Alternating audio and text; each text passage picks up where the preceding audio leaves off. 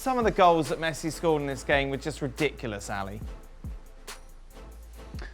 The whole performance from Lionel Messi was ridiculous. When you think about looking at the goals and watching the balls that he's playing and the combination and the finishing and the quality of his finishing, you say, well, yeah, it's a great game. But there were plays that did not end up in goals that were just as good by Lionel Messi. There's a little flick that he does on a first-time ball to Antoine Griezmann, and then Griezmann goes to turn and hit it with his right foot, and he slices it off his right foot and it goes wide. That it just kind of shows you the greatness and the vision and the ability not only to see the space but then to execute the pass in the manner in which he did. The fifth goal by Junior Firpo, tapping from my kind of range, it's seeing and understanding also the movement from Antoine Griezmann and the overlapping on the little flick over the top for Griezmann, then Griezmann finds the ball across to Firpo. There were a lot of things and a lot of nuances today to Lionel Messi's game that were outstanding. And Barcelona as a whole, they were very good. There was a lot of rotation. The game got a little stressful after the mistake by Alaves that allowed Alaves to score the 2-1 result. And then at that point you may have thought, maybe Barcelona is in trouble here. No. Lionel Messi took over and game, set, match Barcelona. I think it was an important result for Barcelona and an important performance from Lionel Messi in the sense that you're seeing Lionel Messi with a smile in his face, with energy in his legs, with creativity, with vision, with execution, with finishing, with goals. All those things are good news for Barcelona. Why haven't we seen that more this season, Ali? Well, isn't that the question that Will would want an answer for? And I think Lionel Messi himself would want an answer for.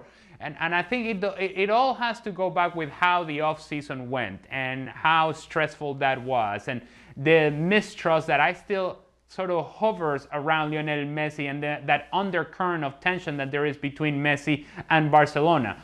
But I also think that he sees the players around him and he feels like, you know what? I can play with Pedri. I can play with Ricky Puig. I can play with Antoine Griezmann. Frankie de Jong has now become an important player. Francisco Trincao has scored a couple of goals today and scored the game winner in last match. And so there's a lot here for Lionel Messi to hang on to and say, you know what? It isn't just me. It isn't just me running around and pass the ball to myself and finish the score myself.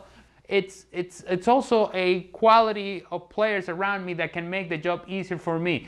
And scoring goals always helps. Winning games always helps. And Barcelona, as of late, they've been winning more games than not. There was a little bit of a drop-off there in Copa del Rey against Sevilla in the midweek. But other than that, overall, you have seen a better version for Barcelona. And much of it has to do with the fact that you've also seen a better version from Lionel Messi. Barca, though, still very much chasing the tails of Atletico Madrid, and a big win for Simeone's side today. Came from behind to beat Granada 2-1. The reason it was so big, obviously, after dropping points against the Celta Vigo, Ali, and going down in this game, you thought, well, maybe some cracks are starting to appear. But you could see with Simeone's reaction at the full-time whistle how important this victory was.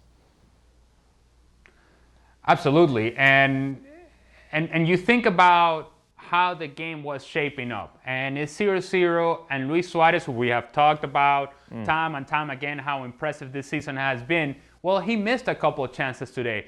And you looked around and thought, well, I don't know where the goals are coming from. And there isn't a lot coming from the bench because of COVID restrictions and absences that Atletico Madrid has had. And you're thinking, okay, well, I am not quite sure where this is going to come from Atletico Madrid. It's a little bit of a struggle, and we don't know. And Granada is sort of carrying the game. Where are we going to find that offense? And I'm going to bring up a name that I think, because we have talked so much about Luis Suarez, we seem to forget about a guy who has been critical to the success of Atletico Madrid and will continue to be critical for the success of Atletico Madrid, and that's Marcos Llorente.